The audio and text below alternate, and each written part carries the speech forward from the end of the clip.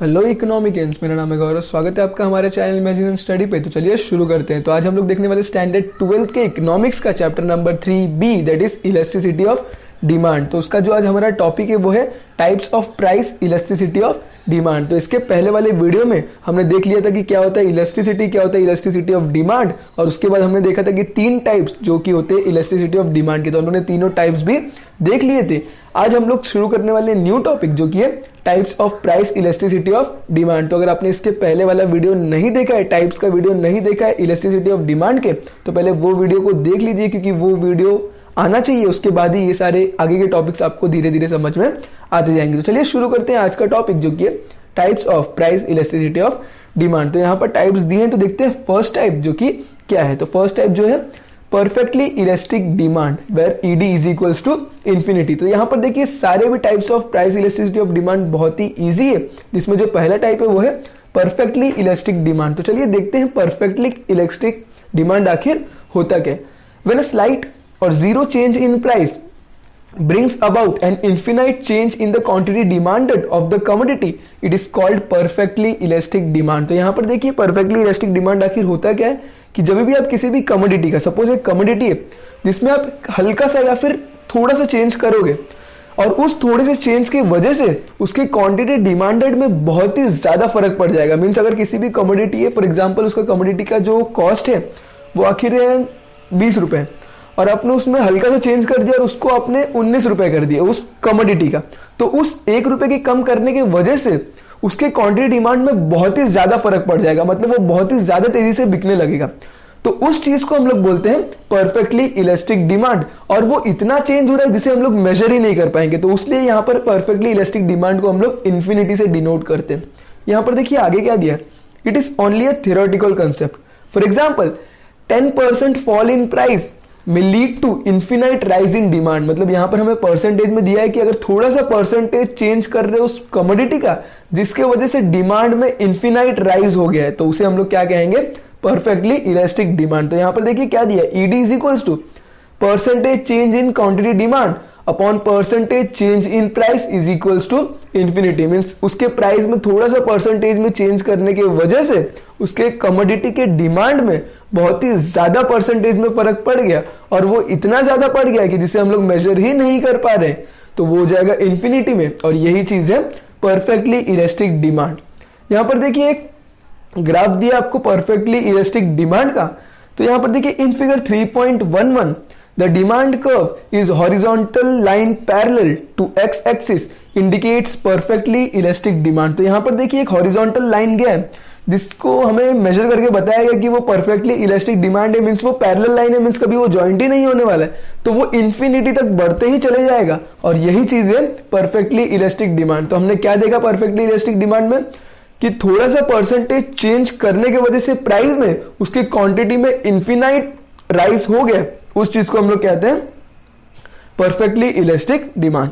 ये देखते हैं सेकेंड टाइप जो कि है परफेक्टली इन इलास्टिक डिमांड। तो perfectly elastic demand up to infinity तक चले गया, तो उसे हम लोग मेजर नहीं कर पा रहे थे, और perfectly inelastic demand zero होगा। तो यहां पर देखिए किस तरह से वो जीरो होता है। तो यहां पर क्या दिया है, when a percentage change in price has no effect on the quantity demand of a commodity, it is called perfectly inelastic demand। तो यहां पर सारा का सारा चीज हम लोग प्राइस और उसके कमोडिटी के हिसाब से ही देख रहे हैं कि जब थोड़ा सा परसेंटेज चेंज हो रहा है उसके प्राइस में जिसकी वजह से उसके क्वांटिटी डिमांड में कोई फर्क ही नहीं पड़ेगा, तो वो चीज हो जाएगा परफेक्टली इनइलास्टिक डिमांड। तो अगर आपने किसी भी प्रोडक्ट का 10% फॉल कर दिया उसके प्राइस में, लेकिन फिर भी जो क्वांटिटी डिमांड है उस पर कोई भी फर्क नहीं पड़ा, वो जैसे जा रहा था उसी तरह जाते गया, तो वो हो जाएगा परफेक्टली इन इलास्टिक डिमांड। तो यहां पर एक एग्जांपल दिया है कि 20% fall in price will have no effect on quantity demanded. Means यहां पर प्राइस में हमने 20% का फॉल कर दिया, फिर भी उसके डिमांड पर कोई भी फर्क नहीं पड़ रहा है, तो वो चीज हो जाएगा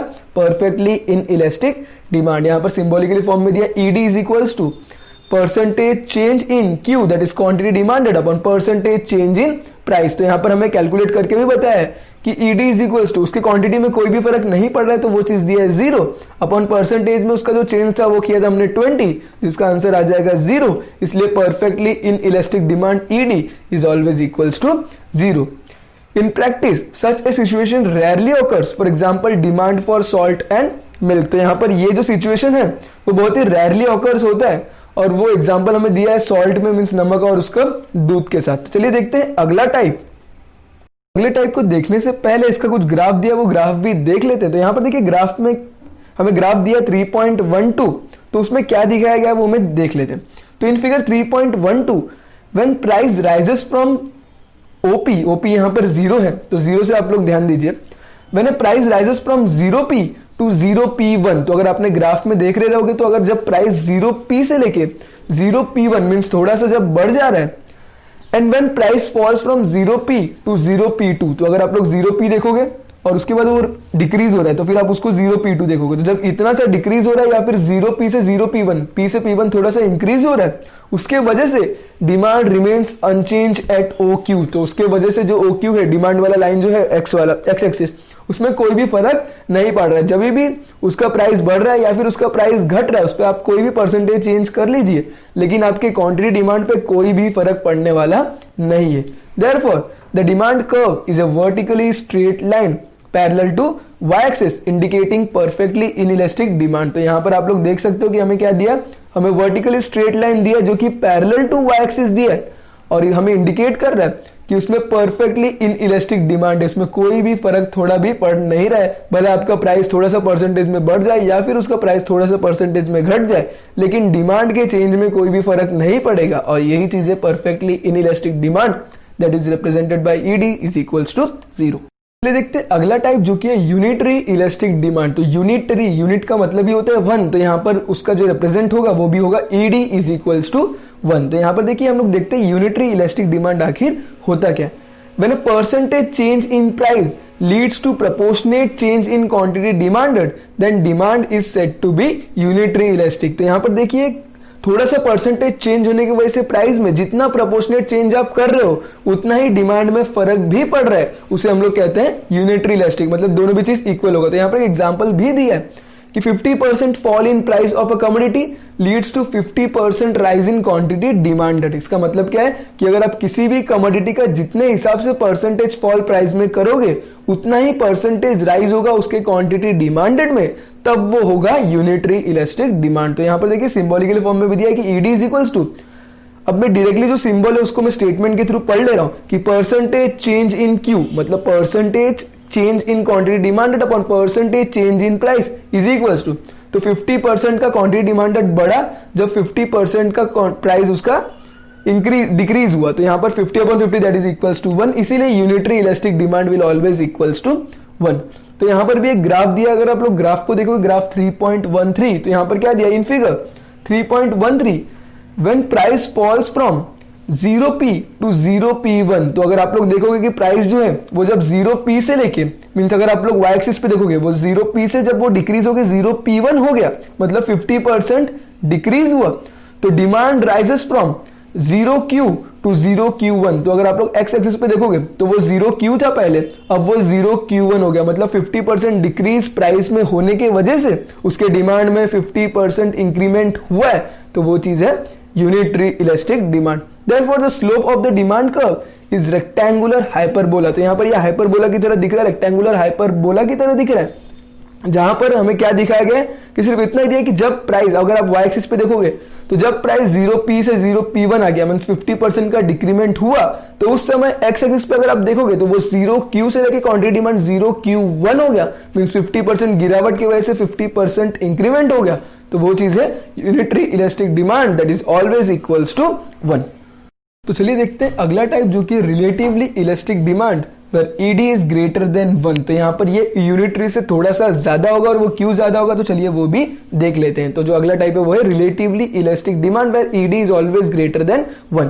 तो यहाँ पर क्या दिया है, when a percentage change in price leads to more than proportionate change in quantity demanded, the demand is said to be relatively elastic। तो यहाँ पर देखिए relatively elastic में हमें क्या बताया कि वो 1 से बड़ा होगा, मीन्स जितना भी प्रोपोर्शनेट चेंज हम लोग प्राइस में कर रहे हैं उसके वजह से उससे ज्यादा प्रोपोर्शनेट चेंज उसके क्वांटिटी में पड़ रहा है। जिस तरह हम लोग ने पहले एग्जांपल में देखा कि अगर हम लोग ने 50% का चेंज किया प्राइस में तो 50% का डिमांड बढ़ गया, लेकिन यहां पर अगर आप लोग 50% का फॉल करोगे राइज में तो 50% से ज्यादा का फर्क उसके क्वांटिटी डिमांड में पड़ेगा, तब वो कहलाएगा रिलेटिवली इलास्टिक। तो यहां पर एग्जांपल में क्या दिया है कि अगर 50% फॉल इन प्राइस है तो उसके वजह से क्वांटिटी डिमांडेड 100% हो गया, तो वो कुछ भी हो सकता है। अगर आप 50% फॉल कर रहे हो तो वो 75% का इंक्रीमेंट हो सकता है। तो यहां पर एग्जांपल में ये दिया है कि अगर 50% आप प्राइस में फॉल कर रहे हो तो उसके वजह से क्वांटिटी डिमांड में 100% का राइज हो गया। मतलब यहां पर जो प्राइस का परसेंटेज होगा उससे ज्यादा ही परसेंटेज चेंज उसके क्वांटिटी डिमांड में होगा। अगर आपने 50% लिया तो उसके क्वांटिटी डिमांड में 50% से ज्यादा का चेंज होगा, उसीलिए ईडी का यहां पर वैल्यू ग्रेटर देन 1 होता है। तो यहां पर क्या दिया, ED is equals to percentage delta Q upon percentage delta P, where percentage change in quantity demand upon percentage change in price। यहाँ पर वैल्यू जो एग्जांपल के थ्रू हमें डाल दिया गया है, जहां पर प्राइस में 50% का चेंज हुआ, क्वांटिटी डिमांडेड में 100% का चेंज हुआ, जिसे हम लोग ने सॉल्व किया तो ईडी का वैल्यू 2 आ गया, और वो 2 या फिर 1 से बड़ा ही आने वाला है, क्योंकि हर बार जो भी प्राइस का फॉल हम लोग करेंगे उससे ज्यादा ही क्वांटिटी डिमांड में फर्क पड़ेगा, तभी वो रिलेटिवली इलास्टिक होगा, और यहाँ पर जो ईडी का वैल्यू होगा वो हमेशा 1 से बड़ा होगा।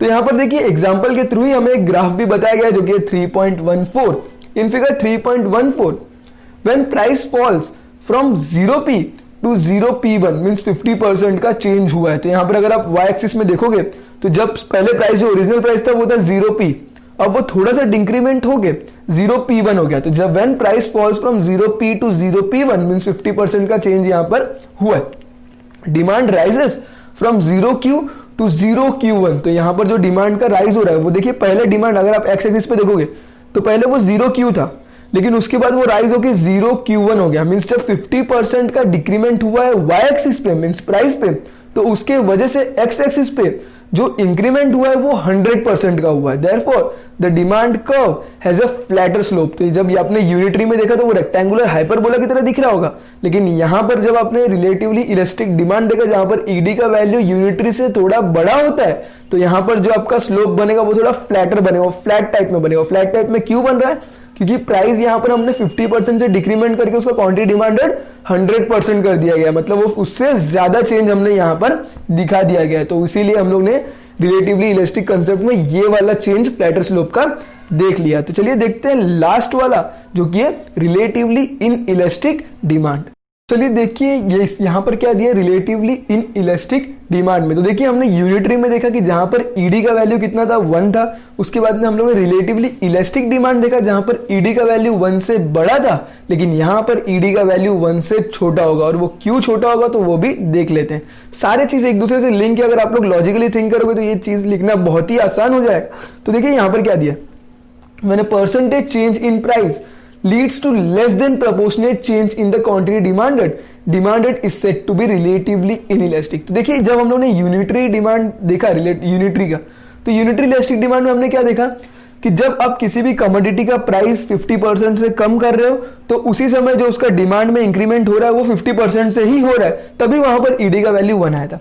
उसके बाद हम लोगों ने सेकंड देखा जो कि देखा हम लोगों ने रिलेटिवली इलास्टिक डिमांड जहां पर ईडी का वैल्यू 1 से बड़ा है, और वो 1 से बड़ा क्यों आया, क्योंकि जब आप 50% का प्राइस में डिक्रीमेंट कर रहे हो उस समय उसके क्वांटिटी डिमांड में 50% से ज्यादा का इंक्रीमेंट हो रहा है, तो सीधी सी बात है कि ईडी का वैल्यू 1 से बड़ा ही आएगा, लेकिन रिलेटिव इनइलास्टिक डिमांड में ईडी का वैल्यू 1 से छोटा आएगा। और वो क्यों छोटा होगा, क्योंकि जब भी आप किसी भी क्वांटिटी का या फिर किसी भी प्रोडक्ट का किसी भी कमोडिटी का प्राइस अगर 50% से बढ़ा रहे हो तो उस समय जो उसका डिमांड में चेंजेस आएगा वो 50% से कम आने वाला है, उसीलिए यहां पर रिलेटिव इनइलास्टिक डिमांड में ईडी का वैल्यू 1 से छोटा होगा। तो यहां पर देखिए एग्जांपल भी दिया है कि 50% fall in price leads to 25% rise in quantity demanded. तो यहां पर जब आप 50% फॉल कर रहे हो राइज में, तो उस समय प्राइस में जब आप 50% का फॉल कर रहे हो तो उस समय उसकी क्वांटिटी डिमांड में सिर्फ और सिर्फ 25% का ही बढ़त हो रहा है, 25% का ही इंक्रीमेंट हो रहा है, इसीलिए यहां पर ईडी का वैल्यू 1 से छोटा आने वाला है। तो यहां पर देखिए सिंबॉलिकली फॉर्म में दिया, मैं सीधा स्टेटमेंट के थ्रू रीड कर लेता हूं कि percentage change in quantity demand upon percentage change in price value जब सब्स्टिट्यूट किया तो इस समय यहां पर उसके फॉल इन प्राइस का जो परसेंटेज था वो बड़ा था उसकी क्वांटिटी डिमांड से, उसीलिए यहां पर ईडी का वैल्यू जो आया वो 1 से छोटा है, दैट इज 0.5। तो देखिए यहां पर एक ग्राफ भी दिया है तो चलिए ग्राफ को भी देख लेते हैं। ग्राफ 3.15 में दिया क्या गया है। In figure 3.15 when price falls from 0p to 0p1, तो जब आप लोग y एक्सिस को देखोगे तो जो प्राइस जो है वो स्टार्टिंग में 0p था ओरिजिनल प्राइस, और जब ओरिजिनल प्राइस 0p से घट के 0p1 हो गया, मींस वो डिक्रीज हुआ with 50%, demand rises from 0q to 0q1 that is 25%। तो यहां पर अगर आप लोग देखोगे x एक्सिस पे, तो जब आपका y एक्सिस पे 0p से 0p1 हुआ मींस 50% का डिक्रीमेंट हुआ प्राइस में, उस समय क्वांटिटी डिमांड में इंक्रीमेंट सिर्फ 0q से 0q1 हुआ, मींस सिर्फ 25% का इंक्रीमेंट हुआ। Therefore the demand curve has a steeper slope. तो यहां पर आप लोग स्लोप जो देख रहे होगे वो एकदम स्टीपर है, क्योंकि प्राइस ज्यादा कम हो रहा है लेकिन क्वांटिटी डिमांड उससे भी कम का ही इंक्रीमेंट हो रहा है, तो इसीलिए यहां पर जो स्लोप है वो ज्यादा स्टीपर है। यूनिटरी में आपने देखा रेक्टेंगुलर हाइपरबोला, उसके बाद आपने रिलेटिवली इलास्टिक डिमांड में देखा वो फ्लैटर था थोड़ा, लेकिन यहां पर जो स्लोप है वो एकदम स्टीपर है। तो ये था टोटल, हम लोग ने टोटल अब तक देख लिए उसके 5 टाइप्स। किसके 5 types? Total 5 types of elasticity of demand. Types of elasticity of demand के हमने टोटल अब तक 5 टाइप्स देख लिए। तो हमने यहां पर टोटल 5 टाइप्स देख लिए प्राइस इलास्टिसिटी ऑफ डिमांड में, जहां पर पहला देखा परफेक्टली इलास्टिक डिमांड, जहां पर ईडी का वैल्यू इंफिनिटी था, मींस अगर आप थोड़ा भी चेंज करोगे प्राइस में उसके वजह से उसके डिमांड में बहुत ही ज्यादा फर्क पड़ेगा, तो वो हो जाएगा पहला वाला टाइप जो कि था परफेक्टली इलास्टिक डिमांड। उसके बाद हम लोगों ने देखा परफेक्टली इनइलास्टिक डिमांड, जहां पर आप अगर थोड़ा सा परसेंटेज चेंज करोगे उसके प्राइस में जिसके वजह से उसके डिमांड में कोई भी फर्क नहीं पड़ेगा, जहां पर ईडी का वैल्यू 0 आएगा, वो था परफेक्टली इनइलास्टिक डिमांड। उसके बाद हम लोगों ने थर्ड देखा जो कि था यूनिटरी इलास्टिक डिमांड, जहां पर आप जितना चेंज करोगे उसके प्राइस में, जितने परसेंटेज में आप उसके चेंज करोगे प्राइस में, उतना ही परसेंटेज का राइज होगा उसके डिमांड में, इसीलिए यहां पर ईडी का वैल्यू आता है 1। उसके बाद हम लोगों ने देखा रिलेटिवली इलास्टिक डिमांड, जहां पर जितना भी चेंज आप करोगे प्राइस में उससे ज्यादा ही चेंज होने वाला है उसके क्वांटिटी डिमांडेड में, इसलिए यहां पर ईडी का वैल्यू 1 से बड़ा आता है। और लास्ट में आपने देखा रिलेटिवली इनइलास्टिक डिमांड, जहां पर आप जितना भी चेंज करोगे प्राइस में उससे कम ही चेंज होने वाला है उसके डिमांड में, तो यहां पर वो चीज है रिलेटिवली इनइलास्टिक डिमांड, जहां पर ईडी का वैल्यू आता है 1 से छोटा। अगर आपको वीडियो पसंद आया तो वीडियो को लाइक करो, शेयर करो, हमारे चैनल को सब्सक्राइब करके बेल नोटिफिकेशन आइकन प्रेस कर दीजिए, जिससे आपको आने वाले सारे वीडियोस के अपडेट टाइम टू टाइम मिलते रहेंगे। तब तक के लिए thank you and bye bye.